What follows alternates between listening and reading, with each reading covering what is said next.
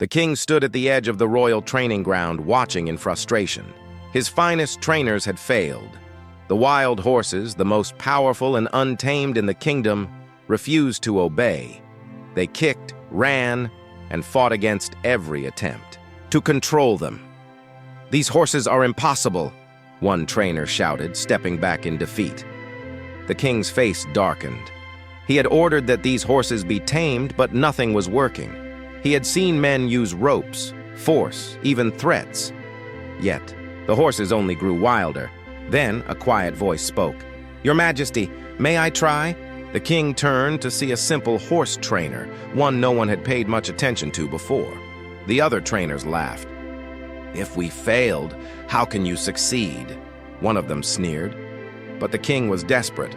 "Fine," he said. "You have 1 week. If you fail like the others, I will know these horses cannot be tamed." Without another word, the trainer stepped forward.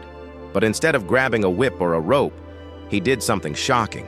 He sat down, right there, in the middle of the field. The crowd watched in confusion. What was he doing? The trainer simply stayed there, letting the horses see him, smell him, and get used to his presence. He did not chase them. He did not try to force them. He only waited. For hours, the trainer moved slowly, walking alongside them, whispering, letting them know he was no threat. By the third hour, something incredible happened. One of the wildest horses took a step toward him. By the end of the fourth hour, the king returned, only to see the impossible. The wild horses, once untamable, now stood calmly beside the trainer. No ropes, no fear, just trust. The king rushed forward, his eyes wide. "How did you do this?" he demanded. He had expected some secret trick, some powerful technique, but the trainer's answer stunned him. "I didn't use force," the trainer said, his voice steady. "I didn't break their spirit. I earned their trust. I ran with them. I listened to them. I showed them I wasn't a threat." The king stood frozen. His whole life, he had believed power and control were the only ways to lead. But now, standing before these once wild horses, he saw the truth. The horses weren't wild. They were just afraid. And fear, not stubbornness, had kept them from trusting anyone. This wasn't just about horses. It was about life, about people, about leadership. The greatest strength wasn't force. It was patience, kindness, and understanding.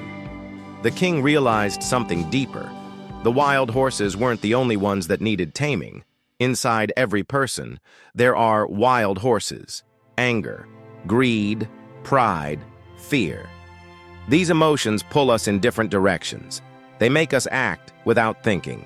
But just like the trainer tamed the horses with patience, we must tame our own emotions with self-control and understanding. And then, the king did something no one expected. He knelt before the boy. "You have taught me more than all my advisors," he said. "From now on, you shall be the royal trainer for all pets and horses in the kingdom." The whole city cheered. True power isn't about forcing others. It's about guiding, listening, and earning trust. The boy, once ignored, was now respected by all. People came from every corner of the kingdom to learn from him. He was no longer just a simple trainer. He was a teacher of wisdom. As the king walked back to his palace, he felt different. He knew now how to rule, not with fear, but with wisdom and heart. And from that day on, his kingdom changed forever, did he? You enjoy this story? Do you think patience and kindness can solve big problems? How do you handle your own wild horses in life? Let me know in the comments. And don't forget to like and subscribe for more amazing stories.